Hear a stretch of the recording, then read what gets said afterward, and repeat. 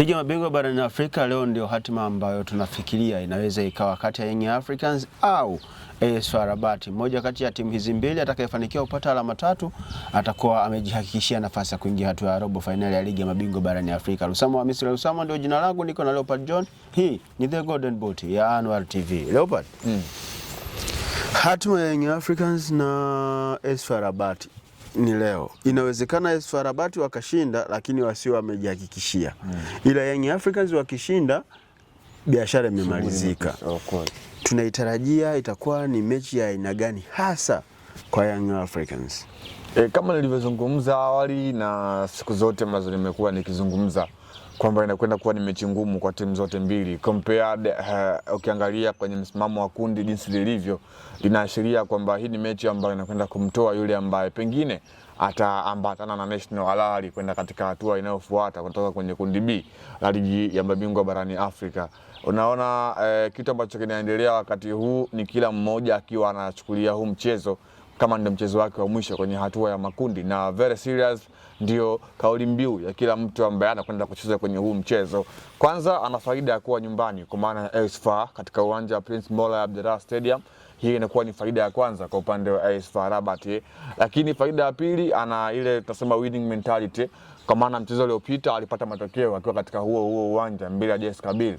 Kwa upande wa Young Africans, yeye kwenye mechi mbili za mwisho amekuwa hana matokeo mazuri, kwa maana alipoteza katika uwanja wa Bog Arab dhidi ya National Al Ahly 2-0, lakini akapotoka sare akiwa uwanja wa nyumbani dhidi ya National Al Ahly. Kwa hiyo unaona ile winning mentality kwa Young Africans ni kama vile haipo, kwa maana Young Africans kwenye mechi tatu mfululizo za ligi ya mabingwa barani Afrika hajapata matokeo ya ushindi. Kwa hiyo tangia mchezo wa kwanza ambapo alimfunga huyu AS FAR hakuwahi tena kufunga mchezo mwingine. So unaona ni muda mrefu hajapata matokeo, lakini kwa AS FAR wao kufunga wao imekuwa sio issue, kwa maana mchezo wa mwisho walipata matokeo ya kumfunga kwa 1-0 kwa maana JS Kabylie. Kwa hiyo unaona hiyo ni faida nyingine ambayo AS FAR anaingia nayo kwenye huu mchezo.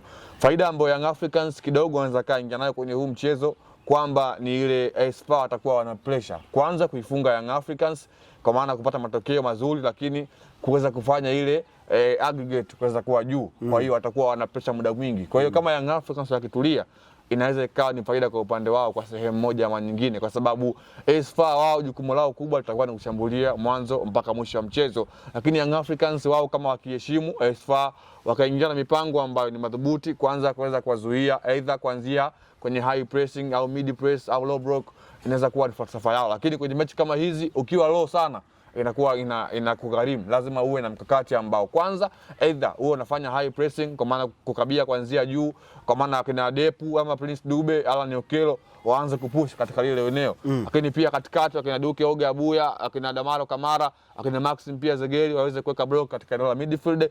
Hiyo ndio itakuwa misingi mizuri kwenye mechi kama hizi, kwa sababu ukisema kucheza low block, ukimkaribisha mpinzani kwenye goli lako, atakuwa anakuaffect na anaweza kusababisha mabao ambayo pengine hakutarajia, au pia waweze kufanya mistakes. Kwa maana mataifa ya kaskazini tumekuwa tunashuhudia kwa sehemu moja au nyingine kwamba yamekuwa yana kariba ya kufika katika timu yani wamekuwa na kariba ya kuforce hasa katika eneo lako la timu pinzani. Kwa sababu gani? Wamekuwa wana wachezaji ambao wana kasi. Tumemzungumza mtu kama vile Hamza Kaba, ni miongoni mwa wachezaji ambao ni hatari kwa upande wa AS FAR. Reda Aslim ni mchezaji ambaye ana hatari katika kwenye huo upande. Kwa hiyo wote ni miongoni mwa players ambao Young Africans inabidi waangalie hasa katika eneo lao la kiuchezaji, kwa maana wamekuwa wana push sana, wamekuwa wana force sana katika eneo la timu pinzani, na wamekuwa wana hatari mkubwa wakiwa katika final stage ya timu pinzani. Kwa hiyo Young Africans hii leo inabidi waingie akiwa na mkakati ambao kwanza ni kuheshimu AS FAR, lakini pia mwalimu lazima aingie na mkakati ambao ni mzuri hasa kwenye wakati wa kujilinda, kwa maana awe ana nidhamu nzuri wakati wa kujilinda, lakini pia kwenye kushambulia asiwe very sharp, lakini pia awe na washambulizi ambayo akifika kwenye goli la timu pinzani awe ana uhakika walau hata ya kupiga on target, kwa maana kwenye mechi kama hizi ategemei kuweza kuona una create chances nyingi ama makosa mengi ya kimchezo, kwa maana ni mchezo ambao kila mtu anakuwa makini kwenye eneo lake. Kwa hiyo Young Africans wasifanye makosa, lakini pia kama ikitokea AS FAR wakafanya makosa, basi Young Africans kwenye hayo makosa inabidi watumie vizuri. Kuna taarifa kwamba Young Africans wakifanikiwa kupata matokeo ya ushindi hii leo wanapata milioni 300 kwa maana ya ahadi kutoka kwa viongozi na bosses wa Young Africans. Lakini kama watafanikiwa kuingia hatua ya robo finali kuna milioni 500. Yani achana hizi 300, Yani wakishinda leo, wakipata matokeo leo kuna milioni 300. Wakiingia tu robo finali kuna milioni 500. Kuna kama average ya milioni 800 mpaka bilioni inacheza kwenye vichwa vya wachezaji wa Young Africans. Hakuna namna yoyote ile inaweza ikawaathiri psychologically, wanaweza wakakaa wanawaza pesa badala ya kuconcentrate uwanjani. Wakiwa wanawaza pesa and then mafanikio yakatokea, hapo unasema kama ni deal done, kwa maana kile ambacho uongozi umekifikiria basi kimetiki.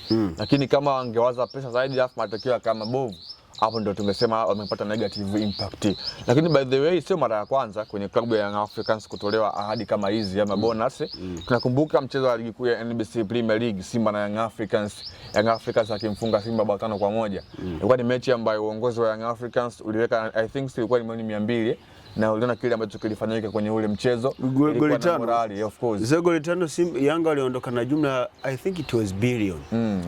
Unaona kwenye morali kama hizo. Lakini pia kwenye mchezo dhidi ya Sierra Belouizdad kile ambacho kilitokea, Young Africans wana qualify kwenye robo finali baada ya miaka 25. Unaona bonus ambayo iliwekwa pale kwenye ule mchezo. Kwa hiyo vitu kama hivi vimekuwa vinatoa hamasa kwenye timu mbalimbali. Tumeona pia kwenye national team ya Tanzania hivi karibuni kwenye michuano ya AFCON. Hamasa kama hiyo imekuwa ni sehemu pia ya chachu kwanza kufika hatua ya 16 bora, ambapo wewe unaamini haiwezi kuwa distract wachezaji na kuwaondoa kwenye ile focus na concentration ambayo wanapaswa kuwa nayo. Yeah, of course. Kwa aina ya wachezaji ambao wanapatikana kwenye klabu ya Young Africans, kwa maana ni experienced player ambao wameshapita kwenye vilabu vikubwa ambao pia wana experience na hii michuano.